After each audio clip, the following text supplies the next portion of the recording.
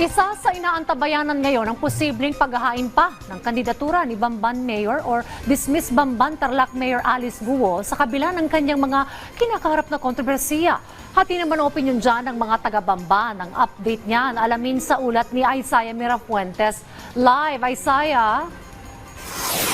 Rise and shine, Dayan. Alam mo, maging ang mga regional offices ng COMELEC ay handang-handa na para sa unang araw ng pagbubukas ng COC filing ngayong araw na ito. Maging dito nga sa Bamban Tarlac na dating pinamumunuan ni dismissed Bamban City Mayor Alice Guo ay handang-handa na rin.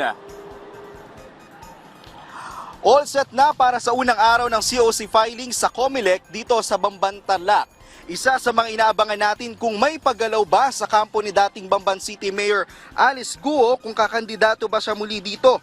Sa unang pahayag ng kampo ni Guo, pinag-iisipan nila ang kanyang kandidatura. Pero batid nila na posibleng mahihirapan ito dahil sa mga kasong kinakaharap ng dating mayor. Sa kabila nito, may mga matunog ng pangalan na tatakbo sa pagka-mayor dito sa bayan ng Bamban sa Tarlac. Kabilang na ang kasalukuyang acting mayor na si Mayor Iranio Erdi Timbang, ang isang kapitan ng barangay na si Jay Lanting at ang ex-mayor na si Jose Feliciano. Samantala, hati naman ang opinyon ng mga taga-Bamban sakaling babalik bilang mayor dito si dating dismissed Bamban City Mayor Alice Guo. Pabor naman po. Sige po, bakit po kayo paboran? Kasi po simula nung nag-mayor si Alice Guo dito, medyo umunlad naman kunti yung Bamban. Pero ayaw namin kay Mayora. Sa yung iba pabor.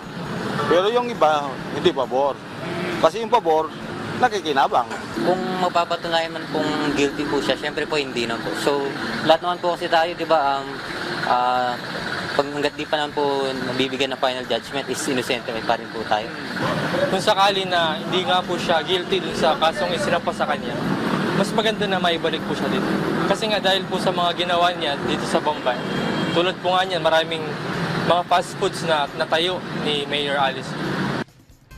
Dayan, ilang minuto bago magbukas ang unang araw ng COC filing dito sa Bamban Tarlac, ay nananatiling tahimik pa rin ang sitwasyon dito. Ayon sa COMELEC na nakausap natin kanina, walang nag-advance advice sa kanila na may magpupuntang politiko ngayong araw na ito. Dayan, ang nasa likod ko ngayon ang kasalukuyang Municipal Hall dito sa Bamban City Tarlac. Kung mapapansin mo, kulay puti na ito. At ayon sa mga tao dito sa munisipyo, dati itong kulay pink na kaugnay sa kulay ni dating Bamban City Mayor Alice Guo. Maging ngayong ilang mga sasakyan din ng pamahalaang lungsod ay binago na rin nila yung kulay. At ang nasa likod mismo nitong Municipal Hall na ito ay ang isang napakalawak na Pogo Hub na ngayon ay sarado na. At yan muna ang latest update dito. Balik mo na sa'yo, Dayan.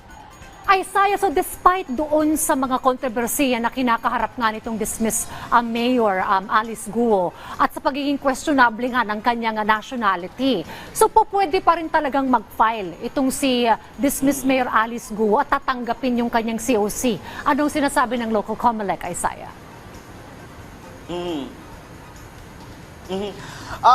Sa katunayan, Dayan, inaalam pa rin natin yun, no, yung magiging sagot dyan ng COMELEC since hindi pa bukas ang COC filing ngayong araw na ito. Magsisimula daw ito mamayang alas 8. Pero ayon sa abogado ni dating dismissed Bamban City Mayor Alice Guo, pinag-iisipan daw nila ito, pero alam naman nila, aware sila na posible itong mahadlangan dahil sa mga kasong kinakaharap ni Mayor Alice Guo.